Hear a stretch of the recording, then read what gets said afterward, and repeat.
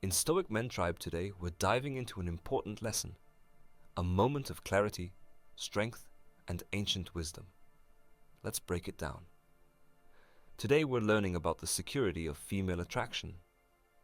There is a kind of attraction that doesn't fade with time, doesn't flicker when the novelty wears off, and doesn't rely on adrenaline to stay alive. It's not the kind that thrives on uncertainty, on withdrawal and return, or the games people play to feel powerful. It doesn't rise from fear. Fear of abandonment, fear of not being enough, fear of losing the upper hand.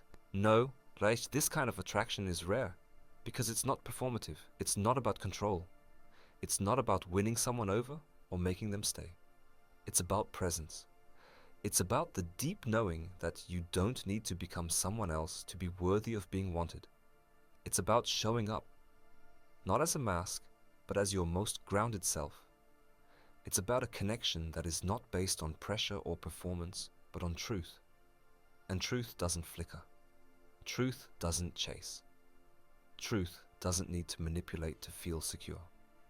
Before we continue, if this resonates with you, share your thoughts in the comments. Don't forget to like, subscribe, and turn on notifications so you never miss an update. The strongest, most enduring form of attraction is safe, not boring, not passive, but steady, soulful, solid.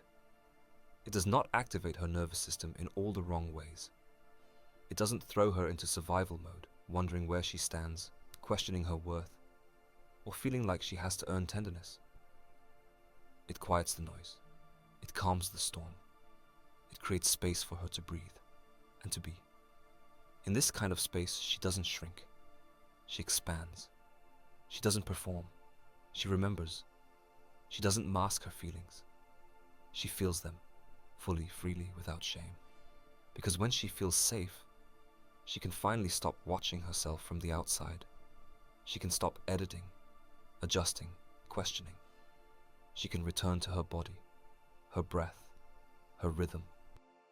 And that is where true pleasure lives, because female pleasure is not simply physical. It is rooted in her nervous system, her heart, her soul. It is relational. It is energetic. It is deeply psychological. It begins long before the touch. It begins in how she's spoken to, how she's looked at, how she's listened to. It begins in whether or not she feels seen, not just for her beauty, but for her essence. It begins when she knows that her no will be honored and her yes will never be coerced. Her pleasure grows in the presence of trust, where she doesn't have to second guess your motives, where your attention isn't split or transactional, where your presence is not a performance, but a sanctuary. When she feels safe, she doesn't just open her body, she opens her soul. And that is the most intimate act of all. True intimacy is not created in the heat of uncertainty. It is created in the warmth of emotional security. Where am I safe? Is answered in silence, in the energy you carry, the way you hold her gaze, the patience in your breath, the integrity in your actions. Because when safety is present, attraction deepens. When respect is constant, desire becomes sacred. And when she is allowed to be fully herself, her pleasure becomes a form of truth, radiant, unforced, and completely alive. There is a moment where you realize the difference between being wanted and being truly witnessed, between being pursued and being deeply known, between the kind of touch that awakens nerves and the kind that awakens trust. Desire without depth is fleeting. Touch without presence is noise. Attraction without safety is tension. And tension, no matter how thrilling at first, eventually becomes exhausting. She might feel desired, but also anxious. She might feel wanted, but not fully respected. She might feel physically close, yet emotionally alone, because without safety, everything becomes a performance. She starts to scan your tone, your words, your energy. She reads between the lines, searching for signals. Am I too much? Is it okay to feel this? Will I be punished for opening up? Do I need to dial myself down to stay desirable? That's not intimacy. That's survival. But when safety enters the space, everything changes. When she feels held, not handled. When your silence doesn't feel like withdrawal, but a sanctuary. When your gaze doesn't objectify, but honors. When your words don't manipulate, but steady her. She exhales. Finally. Not just from her lungs, but from years of armor.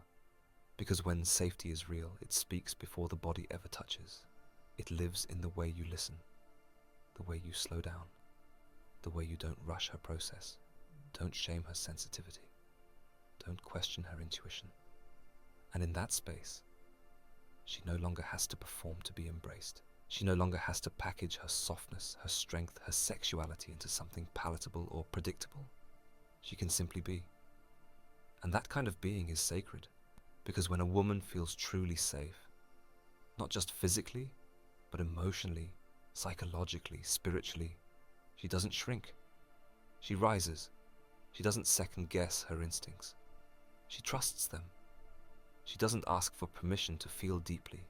She inhabits herself fully. And when she rises, it's not just her body that comes alive.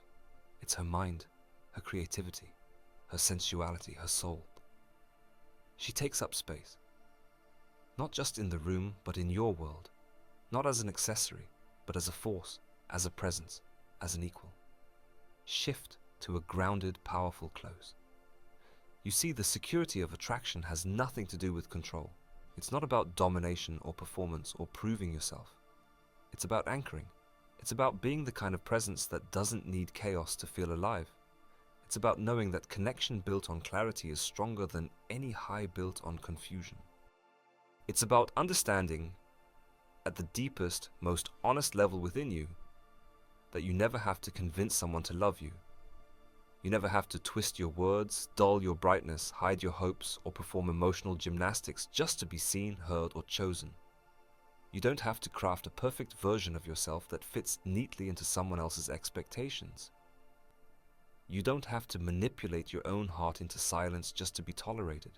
Real connection never demands that you betray your own soul. The right connection, the one that's meant to meet you, hold you, celebrate you, does not ask you to mask your desires or edit your dreams. It does not require you to feign indifference, to play hard to get, or to disguise your natural warmth behind a veil of forced detachment. It doesn't want a performance. It wants your truth. It welcomes your open heart, your unfiltered presence, your authentic being. It craves what is real in you, not what is rehearsed. And for her, it's about reclaiming a truth that was buried under years of silent compromises and learned survival. It's about knowing, with unwavering certainty, that she does not have to diminish herself to be loved. She doesn't have to apologize for her emotions, for her strength, for her softness. She doesn't have to live in a constant state of fear, measuring every word, calculating every move, just to feel wanted. She doesn't have to walk on eggshells, shrinking her needs and quieting her voice, hoping she won't be too much, or too emotional, or too intense. She doesn't have to betray her own soul just to be enough for someone who was never ready to receive her fully. She doesn't have to accept a love that only embraces her in fragments, only touches the safe, sanitized parts of her being. Because the love that is real, the love that nourishes rather than depletes, doesn't fear the fullness of her. It invites it, it celebrates it, it bows to it. Because when attraction is built not on surface illusions, but on emotional safety, when presence is not partial but complete, when respect is not conditional but a steady, unwavering current, everything changes. Pleasure becomes something sacred, something profound. It moves beyond the realm of transaction, beyond the economy of what can I get and what can I give to keep you here. Pleasure becomes a deep spiritual unfolding, an expression of trust, of truth, of transcendence. It stops being a negotiation for affection.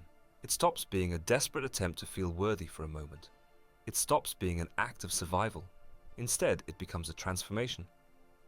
It becomes a sacred act of surrender. Not surrender as defeat, but surrender as liberation. Not surrender because she is powerless, but because she has stepped fully into her power. The power to open without fear. The power to let go without losing herself. The power to trust the ground beneath her, knowing it will not fall away, because she has finally become strong enough to release the armor. She has finally seen clearly enough to distinguish between real intimacy and the counterfeit version sold by wounded hearts. She has finally tasted the peace that comes from not performing, not chasing, not begging, but simply being. She has finally found a space where she doesn't have to survive, where she can simply live, breathe, feel, and be. When attraction is secure, love ceases to be a battlefield littered with casualties of ego and fear. It ceases to be a tug of war where vulnerability is punished and openness is mistaken for weakness. Instead, love becomes a sanctuary, a sacred shelter from the storms of the world, where masks are not ripped away, but gently laid down, where defenses are not shattered, but dissolve naturally in the warmth of trust. It becomes the space where two people meet, not to lose themselves in each other, not to fill voids, not to escape loneliness, but to be witnessed, fully and bravely. Here, love is not conditional on perfection. It is not something that flickers and fades when the masks come off. It is rooted in truth. It flourishes in authenticity. It grows stronger in the soil of shared safety.